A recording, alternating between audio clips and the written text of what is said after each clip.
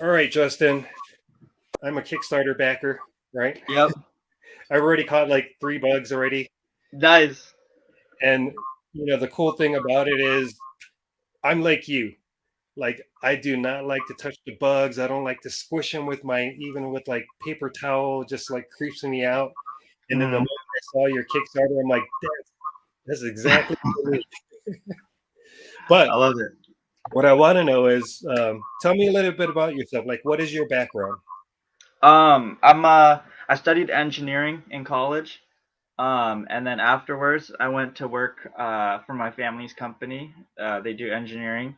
And then after a few years of that, and kind of learning things here and there, I decided to start a company on my own called Solid Factory. And we've gone through different phases, building different products, and the latest one is cupabug. Oh, nice. Yeah. And so going a couple bug, right? So I'm just gonna go. I'm gonna put like the slide up there, right? Okay. Because it's just a nice little cool. Like I saw that when it said couple bug, I understood it, right? It's a Because great name. Yeah. everybody catches, right? Everybody catches bugs with either like a slipper or a shoe or and people who Yeah. don't kill them. I'm one of the people. I don't want to kill spiders and I don't want to kill bugs. And your device just answered it, right? In fact, I was just telling a retired millionaire friend of mine, and he goes, I told him about the purple bug, and he's like, I had that idea years ago. Nice. Well, Yeah. somebody beat you to it, man. Somebody beat you to it. But Yeah. but tell me, how did you come up with the idea? Um, yeah, so just like I don't want to kill bugs either. And I just have this intense fear. So whenever I would just take like a normal cup and try to get in there with the cup, like my hands were just so close. Like I was too close to it, and it just gave me so much anxiety. And I looked online and I did find that there were other products available, but none of them were doing it kind of in the most obvious way that made intuitive sense to me.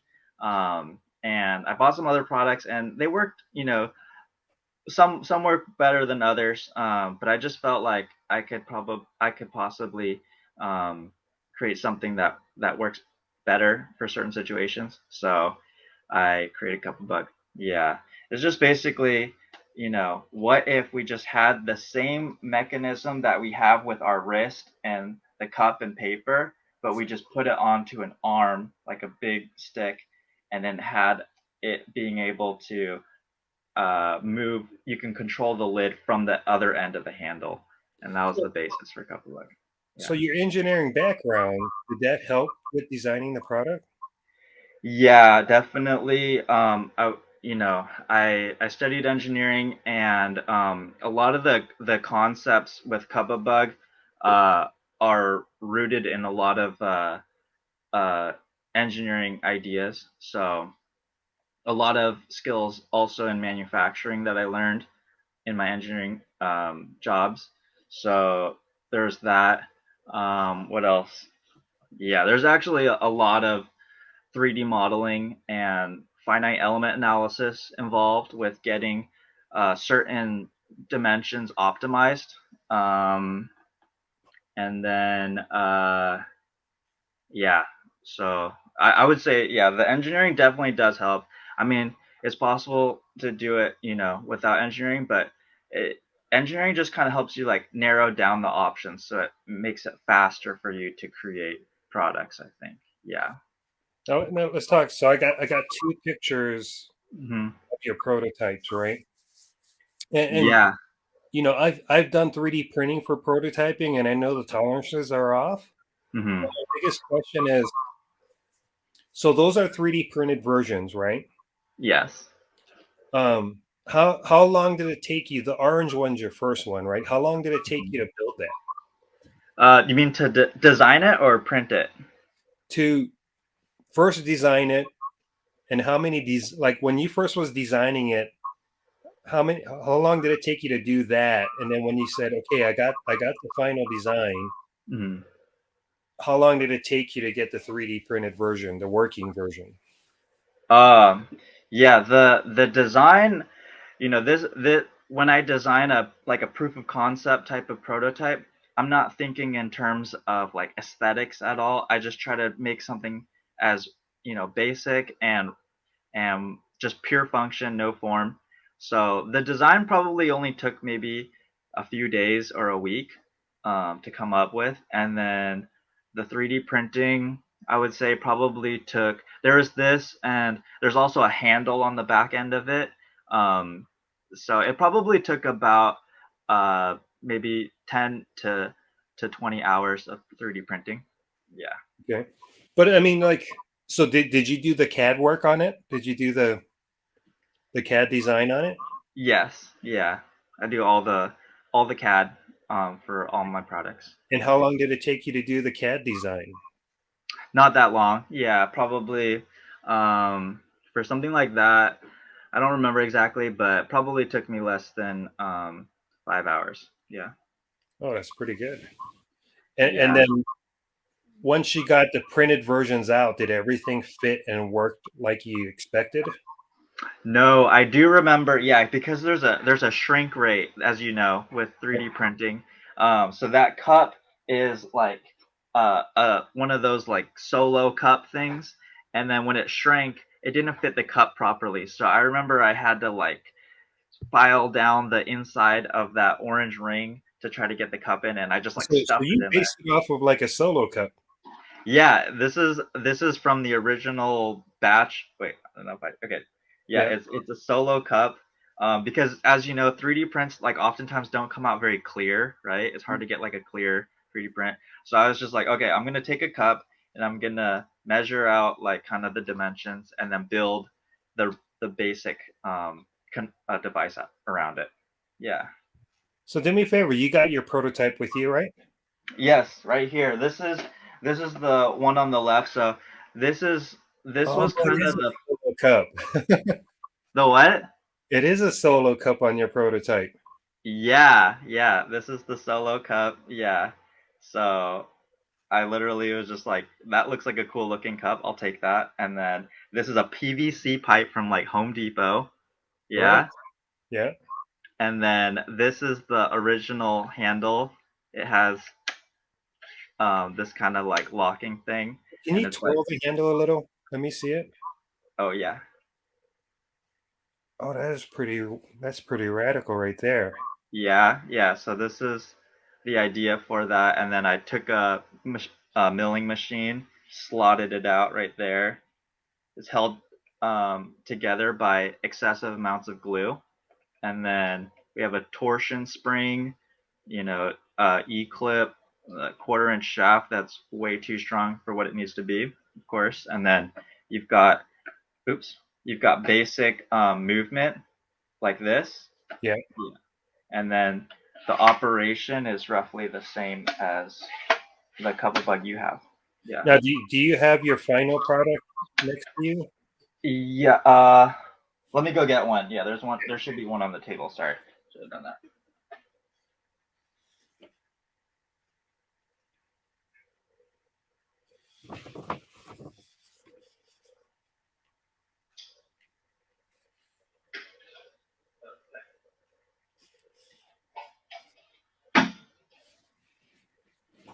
Okay. Yeah.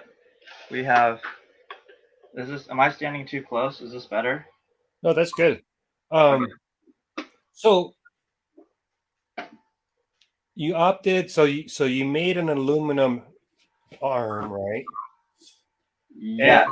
and then you drastically changed the handle. Right? Yes. Now, at what stage, like from that first little handle that slides, how many different versions did you get to that little button of the final one? To the final one. Oof, that's a lot, Andrew. A lot of versions. I don't even know the number honestly, but yeah, just the handle part. You're looking at like 10 to 15 versions at least. Yeah. I believe it because whenever I catch something out and I print it out, I go through at least 15 versions, right? Just Hmm. tweaking it. And I think it's good for people to know, like, hey, you can get your prototype, but what's going to happen is you're going to have so many different versions, Oh yeah. and I think people need to know that. You know what I mean? Like all the other friends I know, except for one, the one that did the titanium pen, he can sketch it out and CAD it out, and he has very minor tweaks when he machines something because he's a machinist, right? Oh yeah. He went to school for product design, but then he became a machinist in Hawaii. And so Oh when wow, very cool. prototype, he barely has any, like hardly any revisions. It's impressive, right? But he does a lot of military contracts, and yeah, they're pretty specific, right? Yeah. Yeah, it's an iterative process though. A lot of, back and forth, something doesn't work, you redesign it, or, you find little things. Yeah. So Now, oh, so yeah, I didn't even notice that the orange one and your other one was like solo cups. solo cups. Yep. Yeah. Yeah. Button. In the beginning, it's just a wild, you use whatever you have around the room and you just build anything. You use a 3D printer, a solo cup, and a PVC pipe. Yeah. Yeah, so when you thought of the going from the PVC pipe to the aluminum arm, right? Let's see if we can get the arm. So these pictures were from the Kickstarter. That was actually before I switched to aluminum. So that's still a PVC pipe right there. Right. Yeah. Now Um, was it more cost effective to go aluminum on the pipe? yes. Yeah. The aluminum was done. It was really the best of like every situation or every metric. It was both stronger, more stiff, and it allowed you to break down the pole, which reduced costs on shipping. Now So just out of curiosity, did you get inspiration from the Swifter things, the mopping things?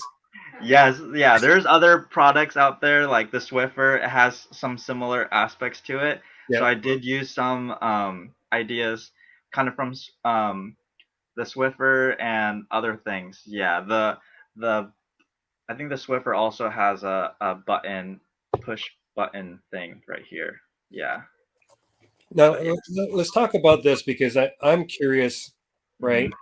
So when you go from this like plastic 3D version, especially when you're doing, like this cup aspect, all these parts, like your lid, the cup, that's all 3D molds, right?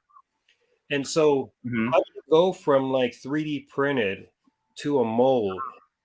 Like, is how do you, because there's tolerances that 3D printing cannot make on a 3D mold. So how do you overcome that challenge?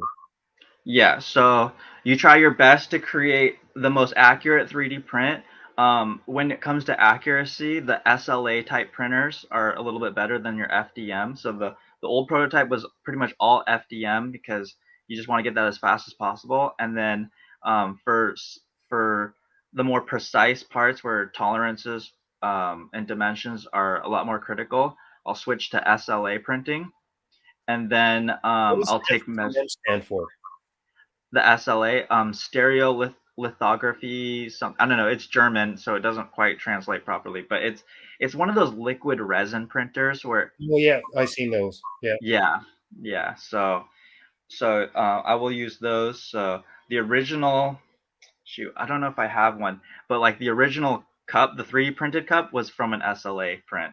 right. Um, so yeah, and you check the dimensions after the print with the caliper and just see if everything looks right. And then I'll create a new copy where I actually warp the part in the 3D model so that when it comes out on the 3D print, out of the 3D printer, it's what the dimensions of the injection mold part should be. So, Hey, so you mhm. didn't 3D print. Did you 3D print? What was the plastic cup? That plastic cup was injection molded. Yeah, in that picture right there. So that was the first thing I ever got injection molded, Right. because I figured no one would, like, the Kickstarter would probably flop if the cup was not like perfectly clear. It just wouldn't look good at all. So I went ahead and took the risk to get that one injection molded right away. Oh, so like you got that, and then everything else you were building around it. Yeah, yeah. It's actually pretty smart, right? Thank you. Yeah, Yeah. Okay, yeah. so let's talk about. Hold on, I'm going to add this here. Okay.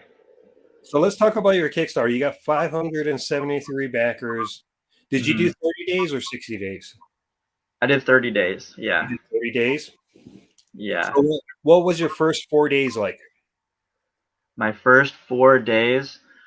Oh, I can't remember honestly. I think there's a site called like Kicktrack. I don't know if it's still active on there, but um, I before this I was posting my product onto TikTok and it was going viral, like blowing up. So I think I actually did sell quite a bit in the first few days. I can't remember exactly, but yeah, you could see we barely made the goal. Like we only sold less than $1,000 worth Now, did every you get day. any bloggers to blog about your product? No, yeah, this was my first Kickstarter. I had no idea what I was doing. I didn't get any bloggers or And anyone. and how Yeah. long were you on TikTok, like promoting your product? Like how many months? I think that okay. So this one was I start. It was probably 1 or 2 months before And it's Kickstarter. this one, right? Yep, yeah, That's my TikTok. Yeah. So my first video I think was in like near the end of January. Um, yeah, and it got like a few million views, so that kind of catapulted everything. I actually wasn't ready to release the product. I did that on a whim, and I was just like, "Ooh, I'll try this app TikTok. This looks cool." And if you look at my first video, there's actually like masking tape on the cupabug because it wasn't even ready to go. Yeah, Oh wow. yeah, you can see that, right? Yeah, so And I then was and I was not ready for it. Yeah. okay, so you had TikTok hmm and around like what was basically how many followers did you have at the time? Um, it grew. That first video I think quickly grew to 10,000 followers. I remember, yeah, and then yeah, I just kept posting videos and gained like what it is now, yeah, 100 or so. And then Um, did mm. Facebook help out any? I didn't use Facebook. I used Instagram, but my Instagram wasn't really doing that well. So I just basically used TikTok to get the word out, and I think from there it really snowballed. Like a lot of people were sharing the product onto other platforms, so it started getting a lot of attention outside of TikTok. Yeah. It's pretty impressive. Like for you to get 28,000 and all you used was TikTok, that's very impressive, right? Like, Yeah, I'm really thankful for TikTok. They've kind of like democratized the ability to go viral. Like you could have no followers like I did, yeah. and it just things can go viral with no history, which is crazy. Yeah, so I'm really thankful for that, and all the people who you know just shared it and liked it. Yeah. Now, were you seeing in the Kickstarter analytics of people coming from TikTok? I didn't have analytics set up. I didn't know how to do that at the time. So I'm not actually sure where exactly they came from, but I That's really had nothing else going for me other than TikTok, so it must have been TikTok, I feel like. Yeah. Yeah, no, it seemed like it, right? Like I was looking at your Instagram, and it's not huge, but it's still pretty good, right? And then Yeah, it's not as big as the TikTok. Yeah. So, and yeah, then without TikTok, Cupabug probably would not have made it for sure. yeah, Yeah. I should have pulled up your kick track, but so hmm how much were you averaging every day? Like, Uh, in terms of the fun, getting towards the fun goal, yeah, it was pretty steady. I remember the kick track was basically like a linear line going straight. So I'm pretty sure it was averaging like 1,000 a day. Yeah. actually, I should try to find. Hold on, I'm just gonna Yeah. go. I think we should look at the kick track, right? Yeah, that sounds good. Because yours one doesn't sound like the normal. Um, There we go. yeah, your daily data. Yeah, that's pretty steady, man. Like, Yeah, what is it normally? Is it like a big push in the beginning and then kind of tapers off usually? yeah. So the first 4 days is Kickstarter pushing it in their sphere, right? And then after that, it most projects drop down unless they have ad spend, right? Oh. Whereas yours, I've heard a lot of people either like doing stuff on Instagram for 6 months before they launch on Kickstarter, and it helps them a lot, right? Hmm. Um, but yours looks like it got pretty steady. It was about to go down a little bit, but then it went back up, right? So where Yeah. you do updates, so like see where that little peak is, and it's about 1400. Let's see if I can like this one here.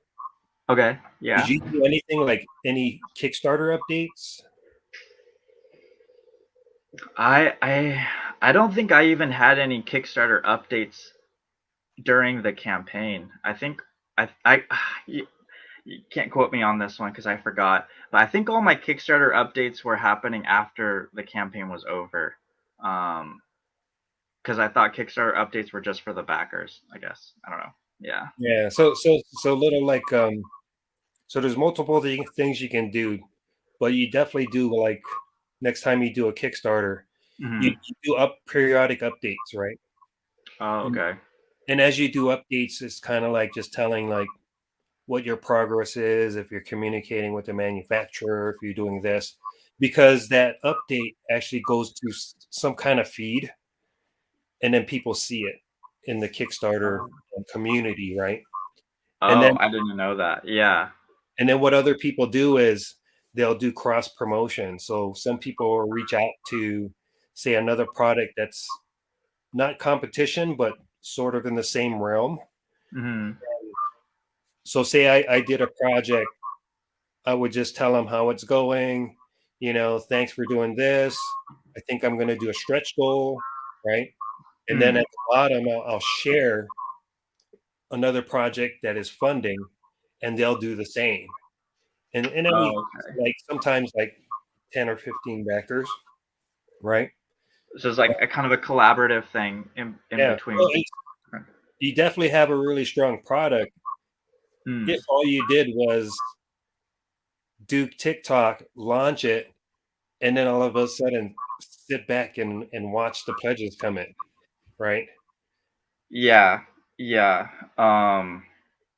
Yeah.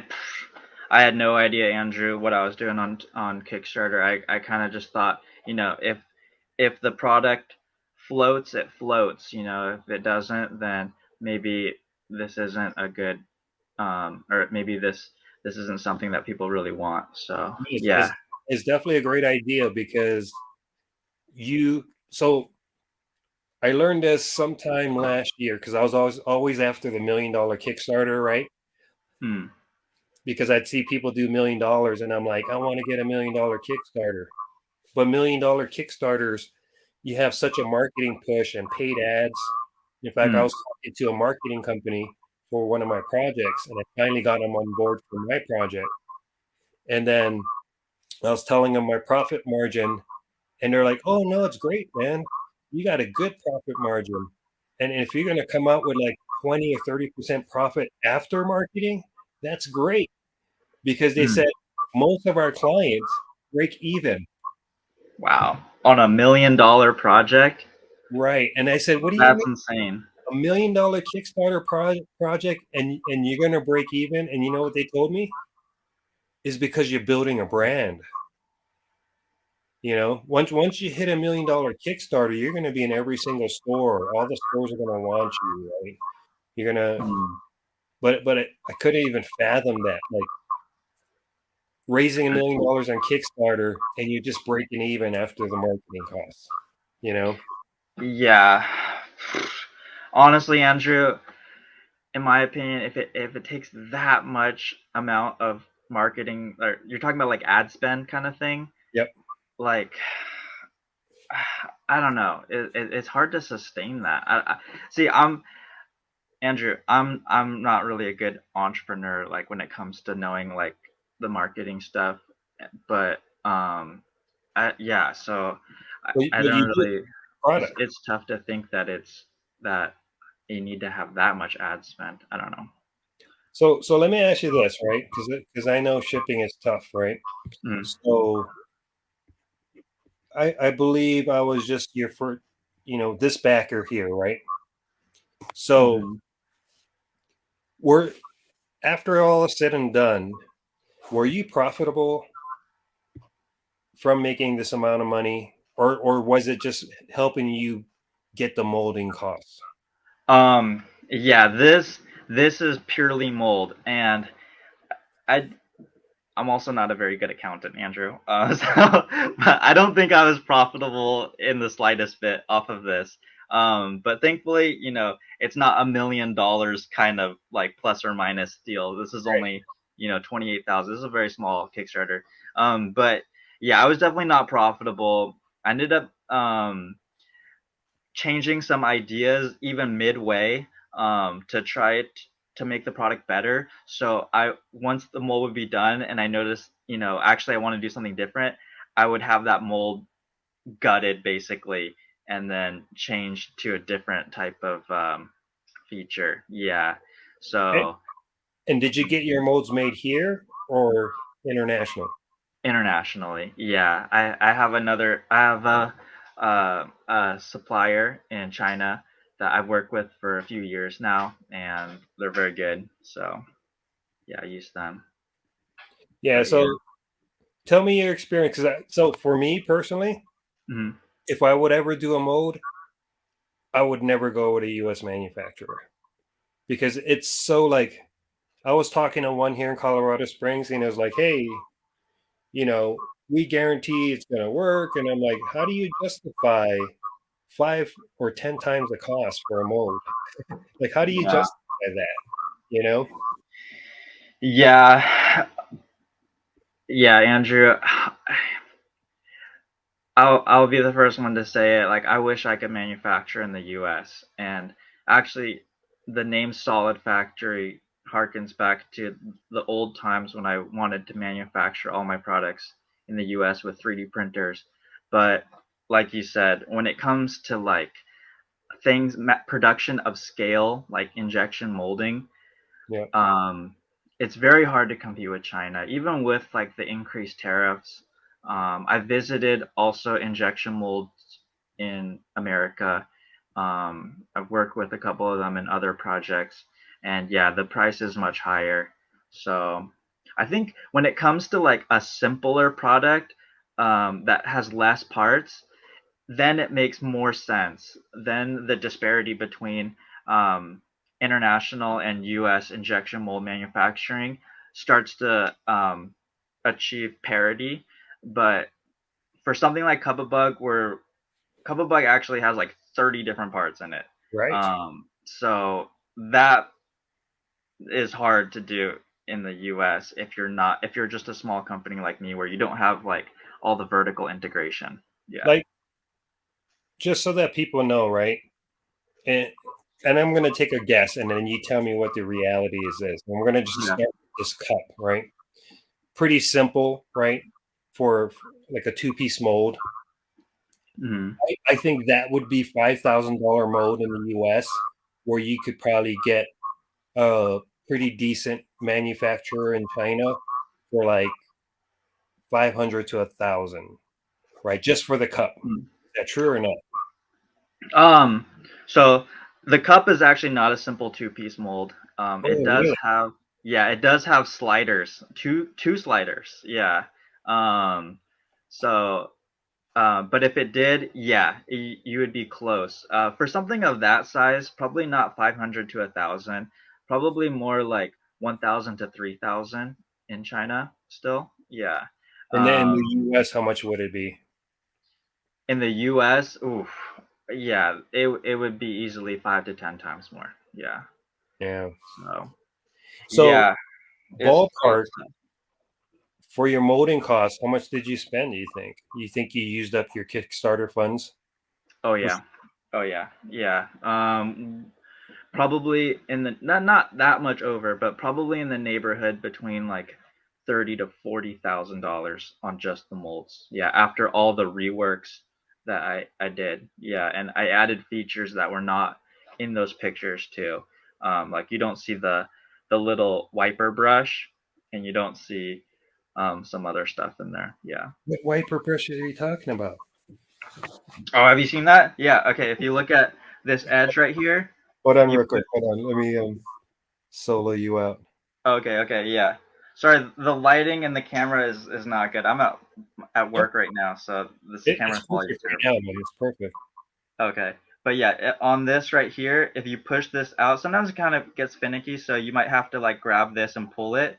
This is Yeah. a wiper brush to get bugs from out of corners. I didn't even know that. I Mhm. have one. Yeah, yeah, new features. Yeah. So if you see a bug in a corner or a crevice, pull that thing out, kind of tickle him a little bit, and he'll get out of there into like kind of an open section of your wall or floor, and then you can catch him easier. Yeah. Oh man, you just blew my mind that I have that feature. Yeah, for sure. Yeah, that's kind of a hidden one. Sorry. Yeah. Oh, that's But pretty yeah. cool. So Yeah, I added a feature like that, and that required a rework of the mold for the frame that I call it the frame. It's that blue greenish colored piece right there. yeah. And then obviously there's the TPU mold, the thermo. Yeah, for the rubbery material. Yeah. So yeah, there's you know Oh, you know what they caught, and I wish I would have like was able to do a video on it. You know, spiders just like they just fall from the ceiling. So I was able to Mhm. catch one with this. You caught it in the air. Yeah, because I was like sitting watching TV, and all of a sudden a spider comes right in front of me. Oh So gosh. I grabbed this instead of like it was only like a tiny spider, right? But Yeah, I thought it was cool that I could use this to grab it, as I was falling down. for sure. Yeah, Yeah, I've done that too. Yeah, it's pretty. You get them in the Tom Cruise like Mission Impossible pose, and you just cup them. Yeah, it's yeah, great. and then I got what was another one I got? So spider, tiny spider coming from the ceiling, spider on the wall, and then the one that was really good was there was a wasp that entered the house. All right, That's so scary. Yeah. unfortunately with the wasp, I wasn't able to save the wasp because it was just like moving around too much. Oh no. Okay. Okay. It was still kind of half alive when I released it, but I don't. Shoot. Okay. It's practice makes perfect with cupabug. Yeah, definitely. Yeah. Yeah, Next but time. so let's talk about. I want to talk about the costs. So did you have to use like a container to ship your product? Um. So part of the reason why the Kickstarter was not profitable is because we were running late on the fulfillment goal, reaching the fulfillment goal. So I Yeah. actually shipped over all the cupabugs by airmail instead of ocean freight. Oh, did you? Yeah. So that cost a lot right there. But I wanted to get it to you guys as soon as possible. And then unfortunately when I got the ones from airmail, Yeah. it there was a lot of problems with it. That was not really the problem of my manufacturer. It was really kind of some of the design was a little bit weird, and also I didn't communicate to the manufacturer exactly what we needed to do in certain areas. So I ended up having to kind of like what you did with that titanium pen that we talked about before the stream. Um, put it together basically myself, or one of your products, yeah. Put it together basically myself. So it was a nightmare, but yeah, we got it done. So yeah, but yeah, it for the production run that happened after the Kickstarter. Yeah, I used a container, um, and shipped them over. Yeah. And how late were you? You weren't that late, were you? It wasn't that late. Yeah, I started shipping out probably like 1 or 2 months afterwards, but I promised, what does it say, July 2022. I wanted to get it to you guys during like the summer, like max bug season, right? And I just couldn't do that, so I felt really bad. But So yeah, I here's the thing I learned, right? Because on my wallet I was really late, and I didn't communicate to nobody until like 7 years later, right? ooh, mhm. Everybody was kind of like, because I was sewing them all, right? So there's only so much time in a day. Like I'd wake up and sew, and I'd sew like 125 a day, right? And I had to make over five. Mhm. You had to do 5,000. Yeah, that's that's painful. Yeah, that's painful. But what I learned is on later Kickstarters is, as long as you communicate with them. So like if you're late past your date, Mhm. if you just communicate with them every week on what's happening, right? Um, everybody's happy to hear from you, you know. And Yeah, you that's true. and you could take, so however late you were is what's expected from every Kickstarter backer that has backed before, because there hasn't been any. There's probably only like 5% or 10% of the Kickstarter project that deliver on time. Yeah, yeah, that's true. The Kickstarter community has been like really, really forgiving and nice. I've noticed. I really appreciate Yeah. that. Yeah. So next time you do something, you don't have to airmail it. You know what I mean? You let people know. Yeah. That's impressive though that you did that, right? Hmm. Like Yeah. I can even remember I was just like, one day I just got the cup of bug and I'm like, oh, what is this? I'm like, oh, cool, the cup of bugs here, Yeah. Yeah. and I had Yeah. no idea that you were behind schedule. So Yeah. Um. happy to get it, and really impressed, like really impressed with it. Like the build quality of it is something you'd expect from buying anything in a store. You know, Thank you, Andrew. Yeah, I really appreciate that. yeah. Yeah. And what's really impressive is just this mechanism that you created. You know, I mean, that's just, and seeing all this, the parts you made, I just, holy smokes, you're like a multi-million-dollar company, but you did it yourself. You know, Yeah. This is a project that took me a lot of time, so I really appreciate you saying that, Andrew. Yeah. yeah. Yeah, I just try my best. Yeah. And I bet you, like, so just like my wallets, like, was a labor of love, right? And I Hmm. still kind of make them, but I kind of hope it sales right now. But just keep in mind that you probably sold what, over 1,000 of these. Yeah, you mean after the Kickstarter? Well, during the Kickstarter plus after the Kickstarter, how many have you sold already? Um, I sold, what was it? I guess 28,000. That's about 700. Yeah, that was 700 units. It's probably not quite 1,000 yet. I just started selling them again. Right. But it's getting close to there. Yeah. But the good thing is there's at least, like over 700 of us that you're helping in the world. Yes. Like, And that's the thing. I honestly, Andrew, I'm just happy that I have, a core group of really happy customers, and that's already really rewarding for me. Like, I rather have fewer customers that are really happy than a lot of customers who are unhappy, right? So, yeah. No, so yeah. the wife Melanie was telling me, because I'm like, oh, I'm always on the fence, right? I always end production on the wallet that I did on Kickstarter, but then there'll be somebody that comes back and they're like, "Hey, my wallet finally gave out after 7 years. I need to get another one." Right? Mhm. Mhm. They'll reach out, right? So like, Yeah. when this cup, like, this is gonna last a long time, but if this ever falls apart, I'm gonna buy another one, because I'm glad. I'm Yeah. always gonna use this to catch a bug. You know what I mean? Mhm. And I'm probably going to buy a few for Christmas now that you have your website up, right? Thank Uh, you, Andrew. Yeah. no, because and we got to show your website. So Oh, okay. Oh, yeah. This is gonna be. impressive, right? Uh, I don't know. Yeah. website, right? So I thought it was pretty good. Like you sent an update to the Kickstarters and said you got your website up, and I'm like, and you said to everybody, "Oh, this is my first website I built." I was like, I looked at it, I'm like, this is a really good website, man. Like Really? Okay, that's good. you Yeah, did. I just slapped together a bunch of stock imagery.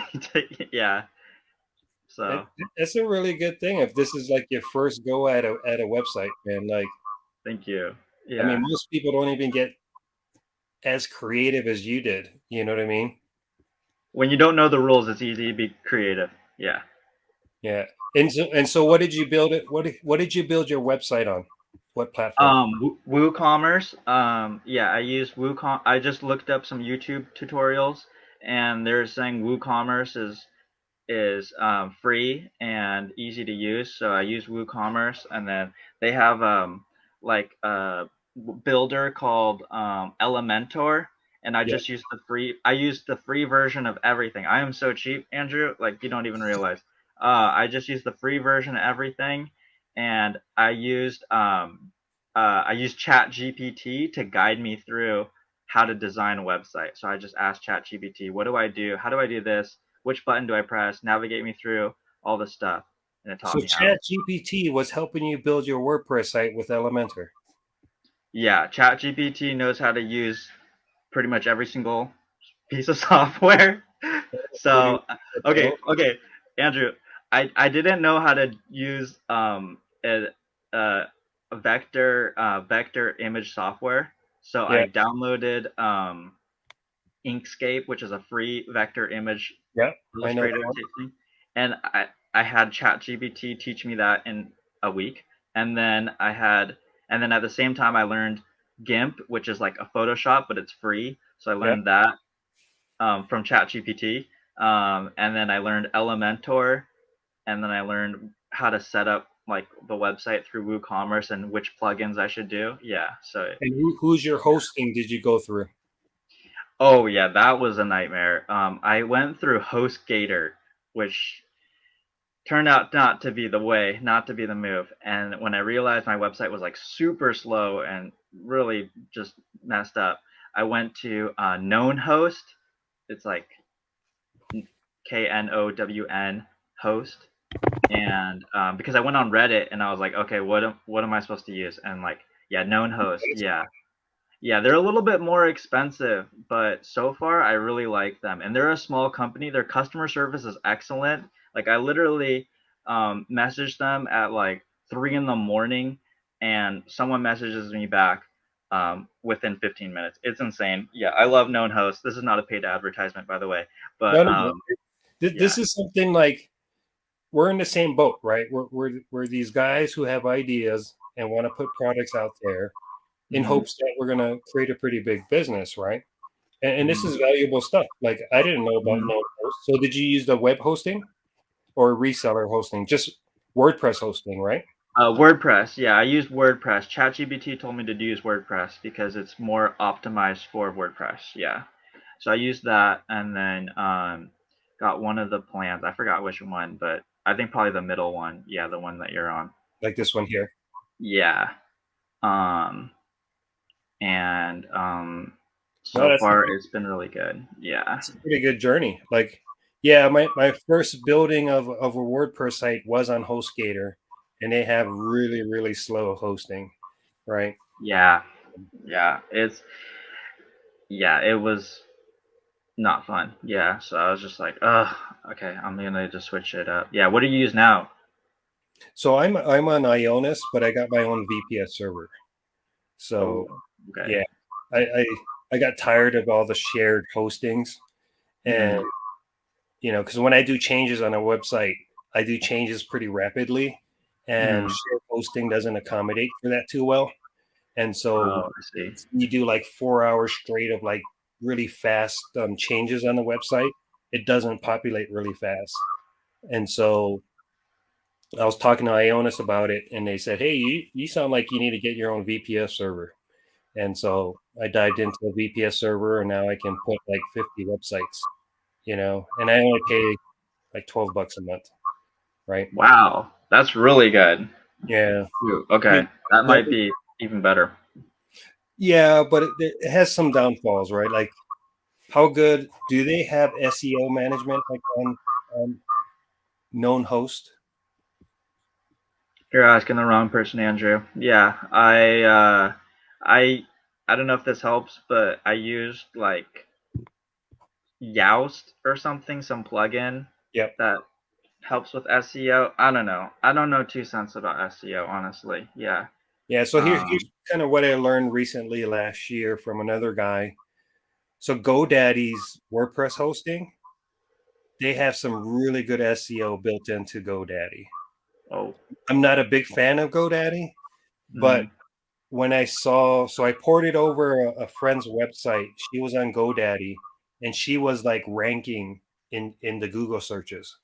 And then when I ported her over to a VPS server on Ionis, she lost all the ranking. ooh. Yeah, which meant that GoDaddy was pushing some SEO to help market her website. Mm. Okay. Not saying that you can't use host to like Yoast to like do your SEO. Yoast is just as good, right? But Oh, really? there's Okay. something that GoDaddy does with their WordPress hosting. Um, in fact, I met a couple of people and they just use GoDaddy for their WordPresses. But Oh, again, interesting. Okay. so but Sorry, I didn't catch that last part. What'd you say? I'm not a big fan of GoDaddy. Yeah, I've heard some weird things about them. I don't know the details, but I believe you. Yeah, there's this industry, not talking about like what we are talking about before, but like the hosting industry, there is some shady stuff going on. Yeah, Yeah. I don't know. Yeah, maybe someone needs to figure that out. yeah. Yeah. I mean, at one point I was using Squarespace, but that the cost factor to that was just too much, you know. Hmm. Um, when did you reach 100,000 followers on TikTok? It took a while, honestly. I forgot exactly, but I think probably after I posted for a solid, I want to say, so my recent ones haven't been doing well, but before that I took a 1 year break in between that the last kind of that 468,000 view one until Yep. now. Um, but during prior to that, I was posting for maybe like 3 months, I think, and it took about I think that long to get 100,000 followers. I don't know exactly, but Yeah. um, And you're probably yeah, posting a lot too, right? yeah, yeah. I was posting like probably every 3 days or so. Yeah, so I was really just pounding out um, the cupabug content videos just to try to get people interested um, in the product and kind of test the market to see if people really like it or not. Yeah. So, what is your challenges after Kickstarter? Um, I have to. Uh, I have so the Kickstarter was fulfilling the Kickstarter was a very labor intensive thing, just like your wallets. You know, it involved a lot of my own time and energy. So there was a lot of refinements I made to the product, so that there would be much they would be much better just straight landed from China. I wouldn't have to tweak them as much. So I had to make a lot of those changes. There was also a lot of issues that you guys on Kickstarter did not see because I literally, Andrew, I literally have a pile of bugs that are rejected Oh, wow. because, yeah, there was an issue with the lid where it was warped after shipping. And I have tons of them rejected. Um, and I know I didn't mention that, but yeah, so I had to work with my manufacturer to fix that issue. Yeah. So this lid part warped out. It was at the tip. Let me try to find an example of it. Let me see. I'm sure I have one very close by. I know where one is. Yeah. Oh, this one. There's a bigger.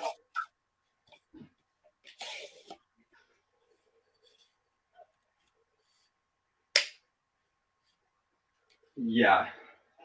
So I don't know if you can see it, but can you see it right there? Oh yeah. Yeah. So this is a particularly bad one. Most of them don't get that bad, but this shows the issue. So I had to do a whole, you know, analysis to figure out what is causing that, how we can solve it. Um, and that's still kind of ongoing. We've lowered the before the rate of failure was like 20%.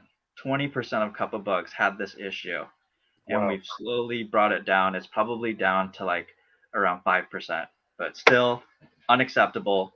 And so every single cupabug right now that I'm shipping out to production, I am opening up testing for that. Make sure we don't ship out a cupabug that has that issue. But I obviously don't want to have to do that, so I'm working to get that the yield rate higher than 99% or the failure rate less than 1%. Yeah. Great. Yeah, the little tiny things you don't see, right? Mhm. Yeah. So So have you that's been the main issue, and then also there were some other issues that I had to fix too. Yeah. have you talked to any stores to get it into the stores? I haven't yet. Yeah, I haven't yet. To be honest, I feel like this is such a niche product that doesn't people don't really know about it enough. It's not like just looking at a broom and you just be like, "Oh, that's what that is." You know, like a cup of bug, they might be like, "What is that?" You know. Right.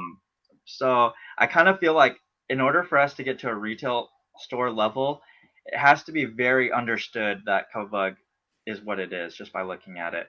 So it would have to get, and I don't know if it's ever going to get to that point, but like it has to be more recognized. So yeah, that'll probably be a more like later type of um development. Yeah. So I'll have to tell you this when I first got it because there wasn't instructions, right? Mm-hmm. So I thought this was like I thought this operated by a battery or something. Yeah, you're not alone in that assumption. Yeah, and I apologize, Andrew. I did not do a good job with I'm not good at instruction manuals. I did create a video that eventually, I don't know if you saw it, but there's an instructional video on how to use it. Yeah. So, So yeah. well, no, it's just more my fault, right? I No, sh- no, it's I not. should have watched. I should have watched the Kickstarter video or something and dive Mhm. deeper. But so I actually unscrewed these, thinking there was going to be a battery thing. Right? Yeah.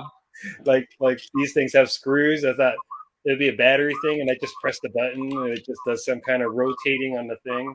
But Yeah. no, and then when I realized it was a slider thing, I was like, oh my god, I feel so dumb. No, no, no. There were other Kickstarter backers that did the same exact thing, and you did a good job, Andrew, because obviously your couple bug is still working. A lot of people they unscrew it and then they're like, "Oh, whoops," and then they You couldn't don't get put it it back back together together. right. Yeah, and then it I came close to not being able to put it back together. Like it was yeah, really close, right? But yeah, yeah. There's several parts inside there, so what I you should do is I should make you like a little instruction sheet from a user perspective, right? yeah, I think I'll I do that. should. Make you one and send it to you, right? You're gonna do that? No, Yeah, no, no. because how it was put together and how it works is so simple, and I was overthinking it. Hmm. You know what I mean? Yeah. Like, and I'm pretty good with instructions. That's kind of what I've been doing for the past few years is making Hmm. instructions for people to Oh, yeah. operate things. So Oh, I'll make one just because that's I love good. the product, and I'm gonna buy a bunch of them this Christmas and give it to people. Oh, thank you, Andrew. I really appreciate the support. Yeah, and this too. This is great. Yeah. Yes. So how much product do you have to sell? Like, do you have like hundreds? Um, I made I think yeah 10,000 units. So yeah, a lot. So I imported 4,000 of those units. So I have 4,000 units right here in the U.S. in the building. So we're going through and checking all of them, making sure they're all good to ship out. So that'll be our first run, and then I have another 6,000 that are not assembled yet. They will be assembled soon-ish. Yeah. So So you know what? You mind if I give you some suggestions on what you could do? please do. Yeah. So what I think you should do. So I partnered with some guys, and we're about to roll things out, and um, I'm just going to see if I can find just so I can share with you what we're Not. doing with this product. Right? Yeah. Okay. Not So Nody. with these guys, May, June, July, August, yeah. So we did 150,000 on this Cool. travel, right? 206,000 Australian. So we're about to roll this out on Amazon